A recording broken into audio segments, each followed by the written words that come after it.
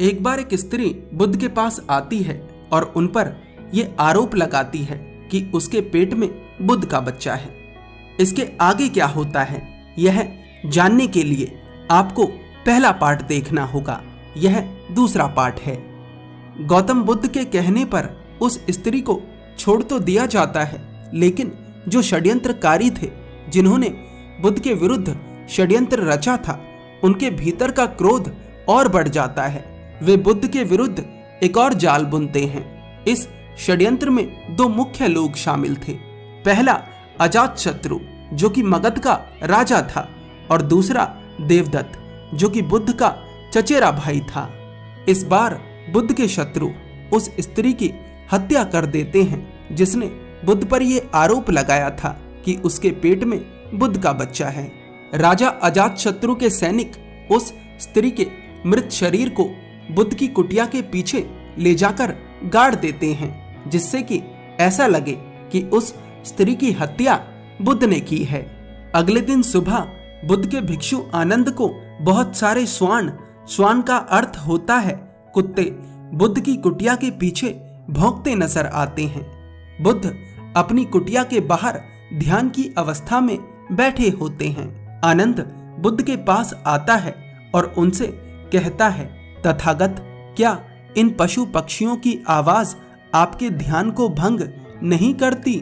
बुद्ध कहते हैं, आनंद, जो ध्यान पशु पक्षियों की आवाज से भंग हो जाए वह ध्यान नहीं होता। तुम जाओ और देखो कि ऐसा क्या है जो इन पशु पक्षियों के मन को विचलित कर रहा है। आनंद उसी समय बुद्ध की कुटिया के पीछे जाता है और देखता है कि ताजा मिट्टी खुदी हुई है। देखने में ऐसा लग रहा है कि किसी ने गड्ढा खोदकर कुछ दबाया है।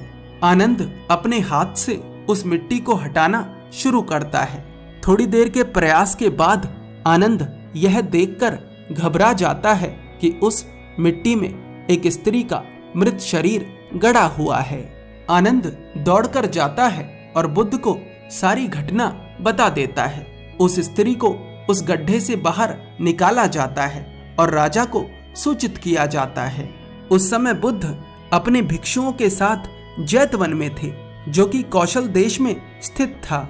कौशल देश के राजा का नाम राजा प्रसन्नजीत था।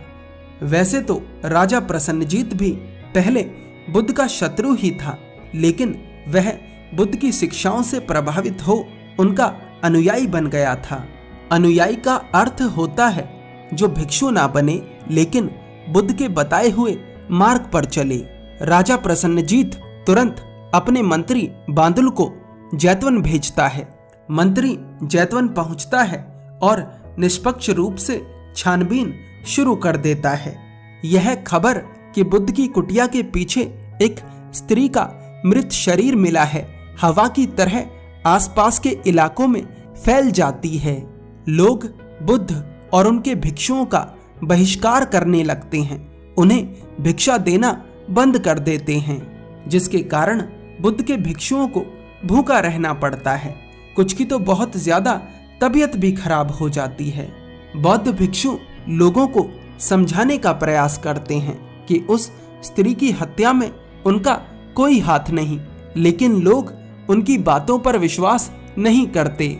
जितना ज्यादा लोगों ने बुद्ध और उनके भिक्षुओं को सम्मान दिया था, उससे भी ज्यादा अब लोग उनका अपमान करने लगते हैं। यह बुद्ध और उनके भिक्षुओं के लिए सबसे कठिन दौर था। समय बीतता है और यह सत्य सबके सामने आ जाता है कि बुद्ध या उनके भिक्षुओं में से किसी ने भी उस स्त्री की हत्या नहीं करी। राजा का मंत्री बुद्ध से कहता है, बुद्ध, आपको फंसाने के लिए एक बहुत बड़ा षड्यंत्र रचा गया था।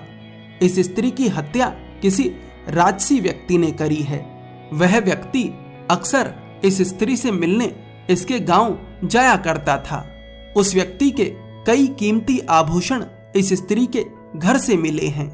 ऐसा प्रतीत होता है कि उस व्यक्ति ने इस स्त्री को कीमती आभूषण कोई बड़ा कार्य करने के लिए दिए थे, लेकिन यह स्त्री उस कार्य को पूरा ना कर सकी, इसलिए इसे दंडित किया गया इसके प्राण छीन लिए गए। बुद्ध कहते हैं, इतना बड़ा अपराध नहीं किया जितना बड़ा दंड मिल गया। मंत्री कहता है, बुद्ध, मैं जल्दी से जल्दी उस अपराधी को पकड़कर उसे सजा दिलवाऊंगा और अभी हमारे सैनिकों के द्वारा पूरे इलाके में यह खबर फैला दी जाएगी कि बुद्ध और उनके भिक्षु निर्दोष हैं। धीरे धीरे इलाके के सभी लोगों को सत्य का पता लग जाता है और वे सभी बुद्ध और उनके भिक्षुओं से क्षमा मांगते हैं। बुद्ध ने कहा है, सत्य स्वयं प्रकाशित है। सत्य को सामने आने में समय लग सकता है, लेकिन सत्य सामने आता जरूर है। बस आपको धैर्य और खुद की नजरों में सही होने की आवश्यकता है। आपको यह कहानी कैसी लगी हमें जरूर बताएं। धन्यवाद। गौतम बुद्ध के पूरे जीवन को अगर आसान शब्दों में समझना चाहते हो तो यह ईबुक आपके लिए है। लिंक डिस्क्रिप्शन में है।